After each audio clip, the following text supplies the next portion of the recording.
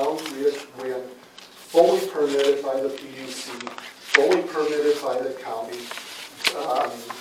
It is nothing more than an attempt at a semantic distortion that supports the argument of the petitioner here. The denial of a stop order is discretionary in the hands of the planning director. If you look at ordinance section 4.02.04, it says the planning director may issue a stop order.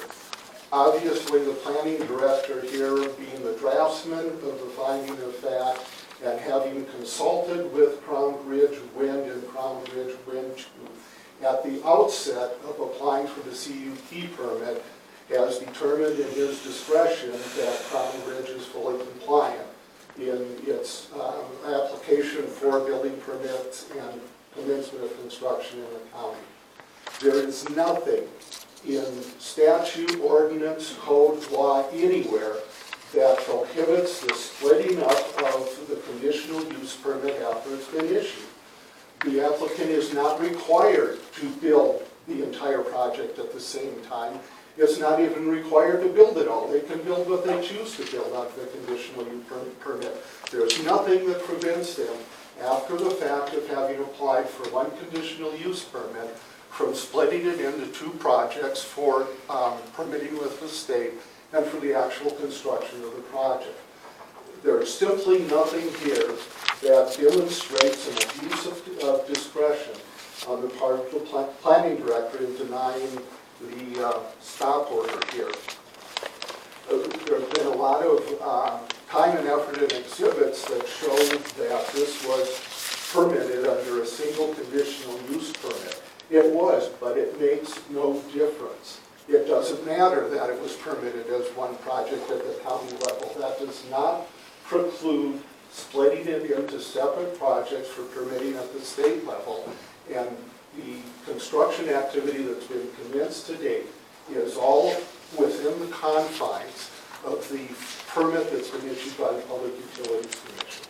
So there's nothing here that is a basis for overturning the decision of the planning director in denying the stop order. Thank you. Thank you.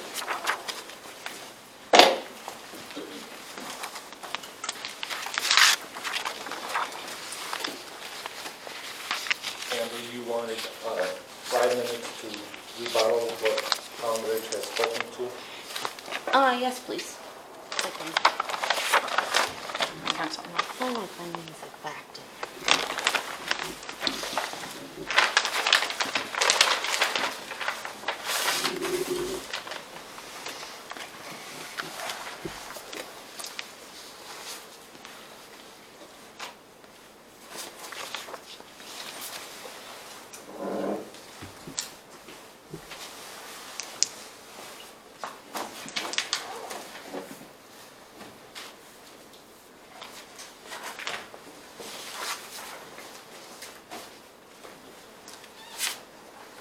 I thought you talked longer, Miles.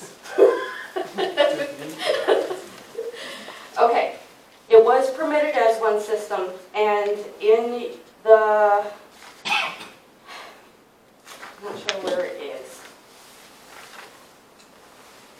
I'm not sure if it's Luke's letter of assurance or the findings of fact say that it to be built in the manner in which it was permitted, which was one permit.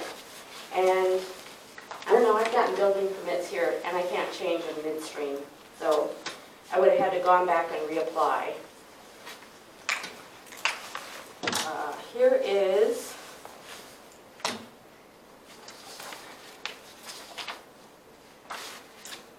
in 19003, docket 19003, which was the permit for Crown Ridge 1.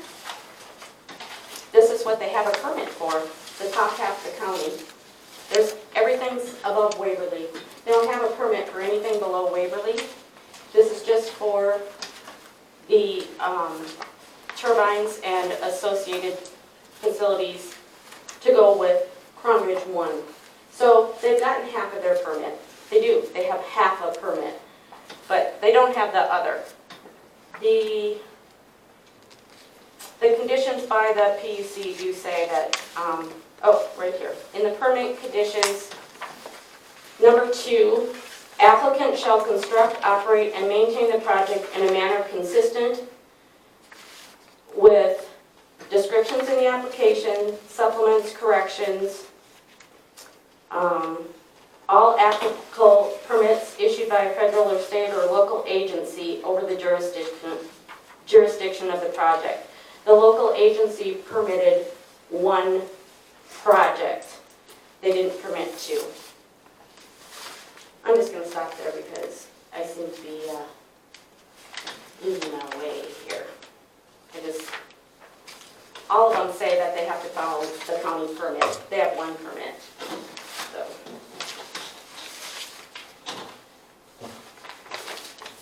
And I'm not distorting the language. It's your language. They're distorting your language. Thank you. Thank you. At this time, I'm going to close the testimony and open it up to board Confusing. questions.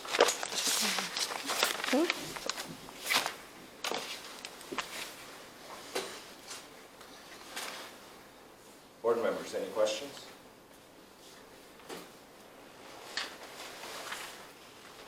See that? Amber, I have a question for you. In that diagram that you just stated that Crown Ridge had with the states permitting everything north of Waverly, is that what you stated? They have the Crown Bridge 1 portion, the part that they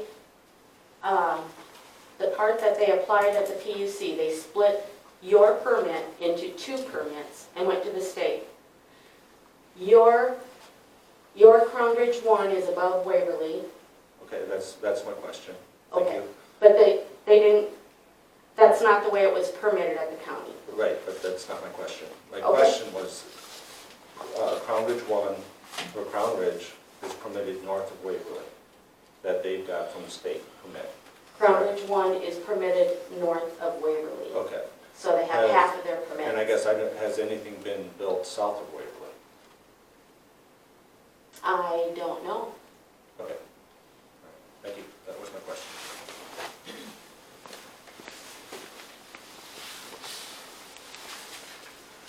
Board members, any questions?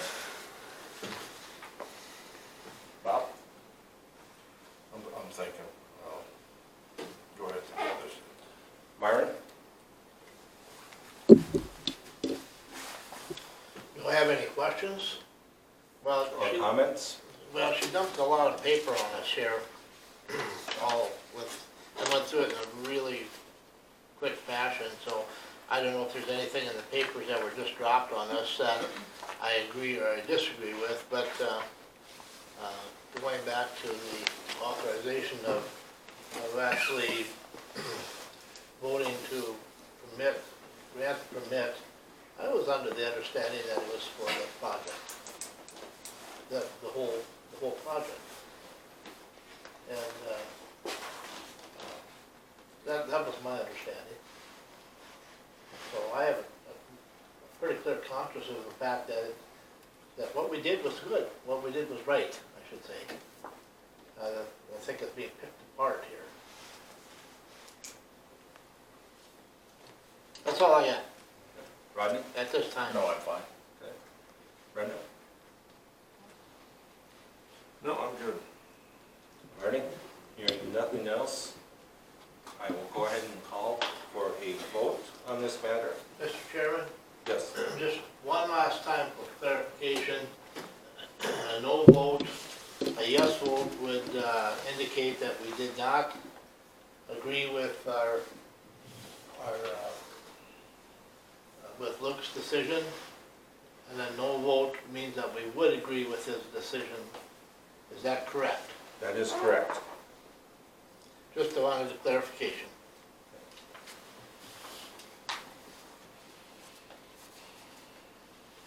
Brenda, would you go ahead and do the roll call, please? Bob Fox, No. Mark O'Neill, No. Myron Johnson. No. Rodney Klatt, No. Brenda Hanton. No. 0 yes, 5 no. With that, the motion fails, and the order by Luke stands. that, I turn this back over